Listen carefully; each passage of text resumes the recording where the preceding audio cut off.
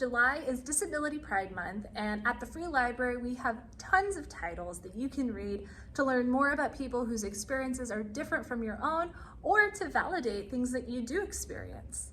Of course, we have lots of fiction and nonfiction about these themes, but you might not realize that we also have manga about disabled characters. My name is Yona. I'm a librarian at Field Teen Center of Parkway Central Library, and I'm going to give you a super quick rundown of 7 manga series about disabled characters. Make sure you watch to the end to find out why Full Metal Alchemist is not on this list. We've got a lot of ground to cover, so we're going to go pretty fast. First up is Run on Your New Legs by Wataru Midori. It's a pretty short series of only 5 volumes, and the 5th and final volume is coming out in English very soon. It's about the school's former soccer star who has to redo his first year of high school after a terrible accident has left him with only one leg. He has to wear a prosthetic leg instead, and because of this, he's so sure that his dreams of being an athlete are pretty much done. However, he's still pretty fast. And after a prosthetic designer sees him running, they tell him that they'll make him a brand new prosthetic leg just for him, designed for speed, and all he has to do is run. Next up, we have Perfect World by Rie Aruga. This is a slightly longer series, but it's still fairly short in the world of manga. It is 12 volumes and it's complete, but the English translation is still ongoing. This story, like many of the others on this list, focuses on an interabled couple. She is abled and he is in a wheelchair after a spinal cord injury.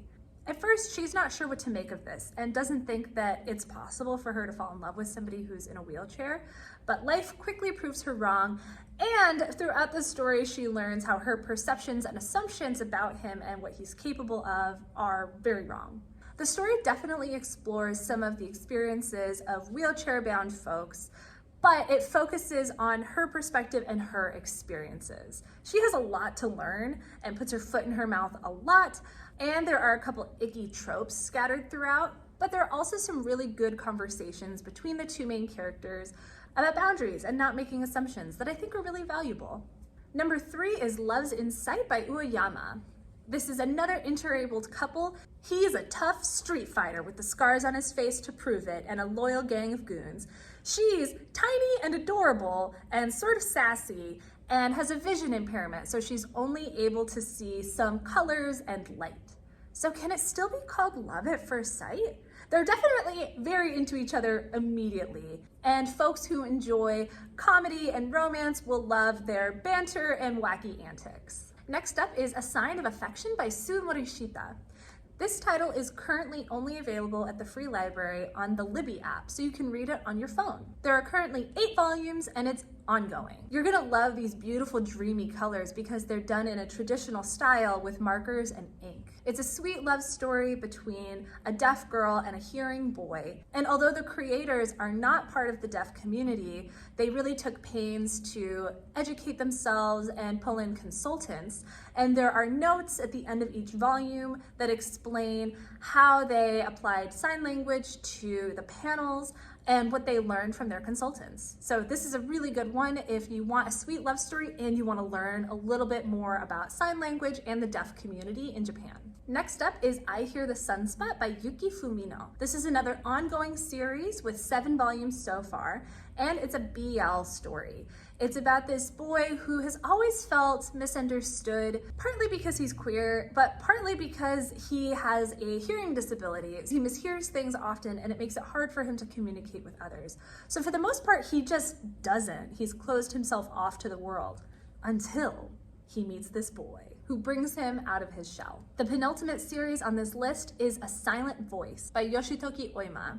This is a long one, but it's complete at 62 volumes. This is another series that really focuses on the perspective of the abled protagonist who is hearing, and as a child bullied the other main character who is a deaf girl. They meet again as teenagers and he realizes the error of his ways and tries to make amends. I don't think that bullying somebody and then apologizing is the only way to learn compassion, but I do like the messages of friendship and learning how to apologize, so we're including it here anyway. Last but not least is Ogi Summer Break by Koikawa. This title is currently available at the Free Library through the Comics Plus database. and specifically through Comics Plus All Access as opposed to teens or children's because it's listed as an adult title, but it's a very sweet, gentle BL romance between a boy with a vision impairment and a gender fluid, sometimes very effeminate boy. This story does some very light, gentle exploration of gender expression without going into too much depth, mostly focusing on this tender little romance. We do have a few honorable mentions to cover. The series Witch Hat Atelier does not focus primarily on disabled characters, which is why I haven't included it officially on this list, but it does include a few arcs with disabled characters with a focus on mobility aids, which of course, because of the setting, are created through magic, and some exploration of the experiences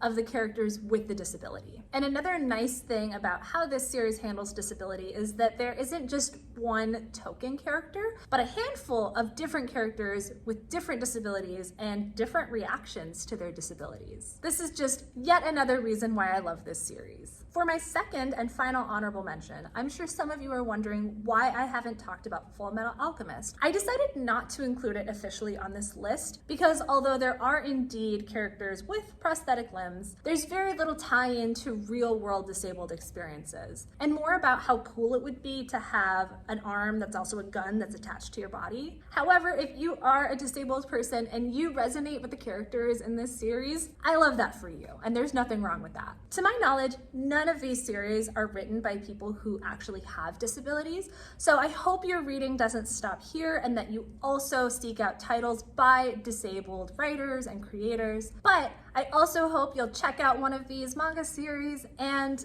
that they will spark your curiosity. If you're looking for more book recommendations, or if you just want to say hi, get in touch with us because we'd love to hear from you. You can always follow us on social media, you can email us, and you can visit us in person. We are located on the ground floor of Parkway Central Library at 1901 Vine Street. And to get our most up-to-date hours and news about any special events, be sure to check our website. Thank you so much for watching, and I hope you find something great to read.